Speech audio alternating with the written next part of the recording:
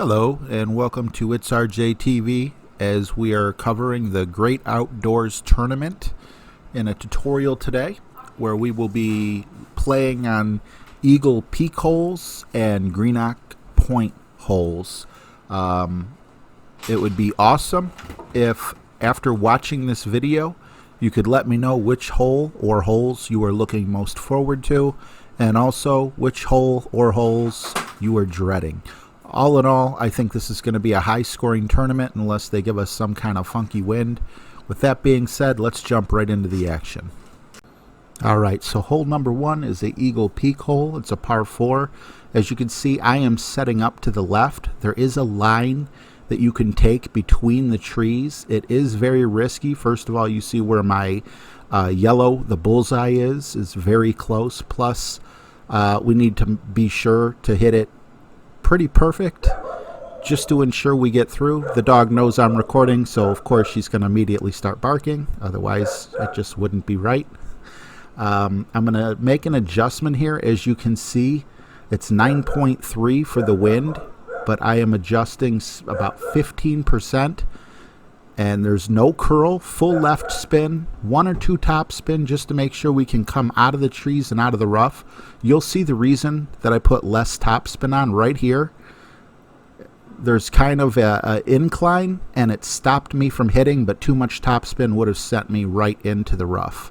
Now this is one of the few times I'm going to actually show my opponent's shot, and that is because if you don't feel comfortable going that route, you can see our opponent is only using a Quasar or Navigator. I'm not certain. It's small on my screen. But with full overpower and the tailwind the way it is, he can hit this ball all the way down this big fat fairway. So even if he would have hit it great, or even a little less great, take a look at how he approaches the pin with his second shot. We both have, he might be at wood distance, but I am at maximum thorn distance. So either way you go is probably, your second shot doesn't necessarily get easier or harder. For the second shot, you're definitely going to want to bring a long iron that has a lot of backspin, as there's not much fairway, as opposed to if you take the longer drive, you will have more room to let the ball roll.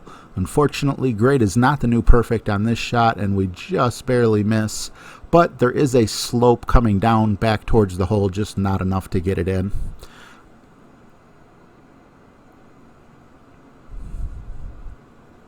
Okay, hole number 2 is definitely one we could dial in. It's a rough bump on the left side. As you can see, I'm using a Kingmaker with 2 top spin. Got to use the Kingmaker because, as you can see, we're going into extended distance, especially if there's any kind of headwind. We definitely would use a Kingmaker. I also like to knock the wind down quite a bit when we have really easy holes to dial in. And with a great shot, great is the new perfect. Or actually, I just kind of misadjusted a little bit, but didn't make a difference, and we were able to get the hole in one. If I can do it, you can definitely do it. Hole number 3 is a bit trickier, as there is a downhill grade. I believe it's around 15%. Not 100% sure, but you want to be very careful with your top spin. As you can see, I'm using a Kingmaker, and I'm going with about 4 of each. 4 top spin, 4 right spin. Normally, I play this hole a little different, but I'm assuming I'm following some kind of notes. I would put more right spin on and maybe a little less backspin. Your adjustments are going to change. Like if we have a headwind, it makes this hole a lot harder. I usually put full curl on as well, but I know that going into the sand on the right is a real possibility. But also being so close to the rough there, a great shot would have definitely got me into the rough. Regardless, I'm really happy with where we ended up, and I'm sure I played this way for a reason. I just can't remember. Now, the reason for the Kingmaker, as you can see, is we're going to be using the sniper at maximum distance for this next shot. And you see I put full left spin on. Do not put curl on.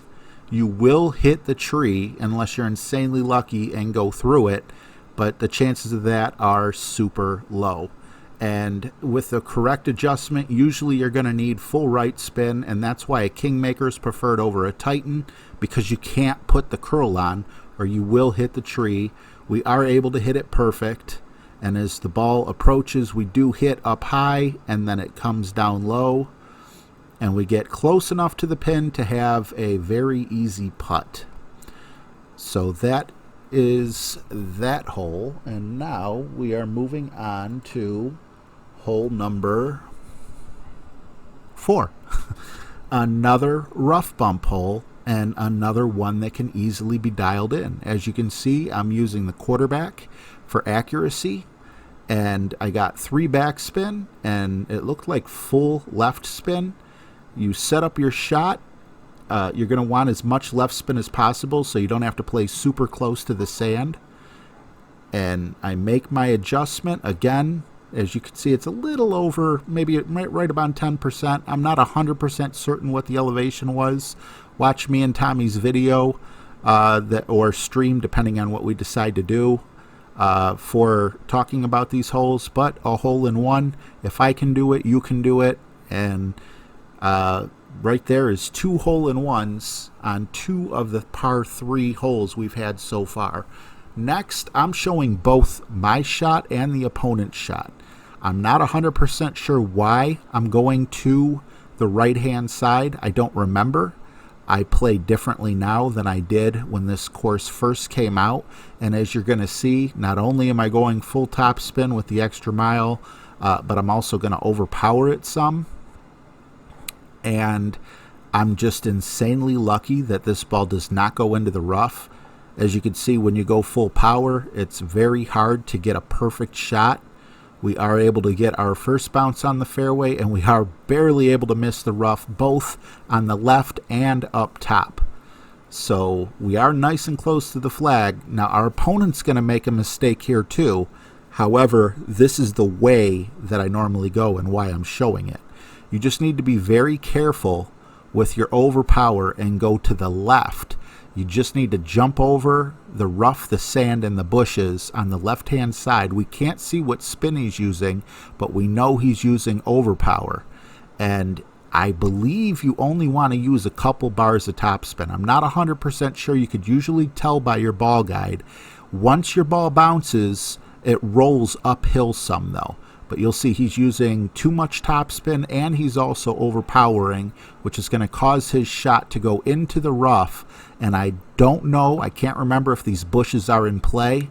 He does get his first bounce, but way too much topspin there. Takes him all the way up right next to the bushes. If they're in play, he's in big trouble. All he had to do was put less topspin on, and he would have had a nice shot.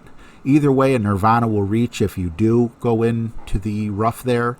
But who wants to take a Nirvana shot when you could take a thorn shot? And I know it's a thorn shot from both sides, so there's no reason to take the risk on the right like I did. Once again, that's why I showed the opponent's shot. And with this particular approach on the hole, I get very close to a hole-in-one, but what do they say about horseshoes and hand grenades? Just be very careful when taking this shot, because the fairway, as you can see, is very textured. It looks like it's a bit of an uphill shot. Definitely pay attention to elevation on each and every one of these holes, and you'll be able to dial in shots just like this, but actually get them in. Okay, so here we go to hole number 6. As you can see, I'm using a Power 5 ball. A Power 5 ball is not 100% necessary. You could go with a Power 3 ball, especially with a little bit of tailwind.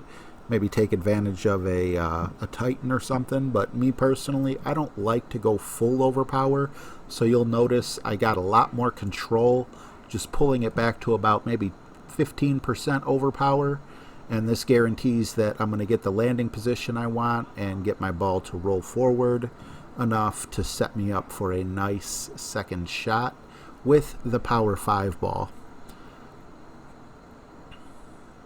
Now for our approach shot, as long as you don't go far enough or too far, you won't be in between clubs. We're right on that line. Luckily, were not in between clubs. But had I gone just a little bit further, I could have been in trouble. Now, at the making of this video, I know about elevation, I know about ball guides, but in the tournament that I got this snippet from, I don't believe I did. We have a 10-mile-an-hour wind here, and we're going to have an extended ball guide because all that wind is blowing in our face. Because it's a minimum sniper adjustment, you saw I only went about 8 rings there, and we are able to hit it perfect. And we will get close, but we're not going to get in. And as you can see, we went well past the hole because I did not account for the extended ball guide with the wind. So moving on to hole number 7 here, another par 3, the final par 3. As you can see, a long iron with a kingmaker is the best way to go, with the side spin and the distance both being needed. And of course, knocking down the wind is always a big deal. I'm going with 1 backspin, and it appears about 4.5, 5 right spin. I got my orange ring right by the rough there, but this is for the particular wind for this tournament. There's no guarantees. And as you can see, I'm doing about a 10% adjustment here, and there is no curl.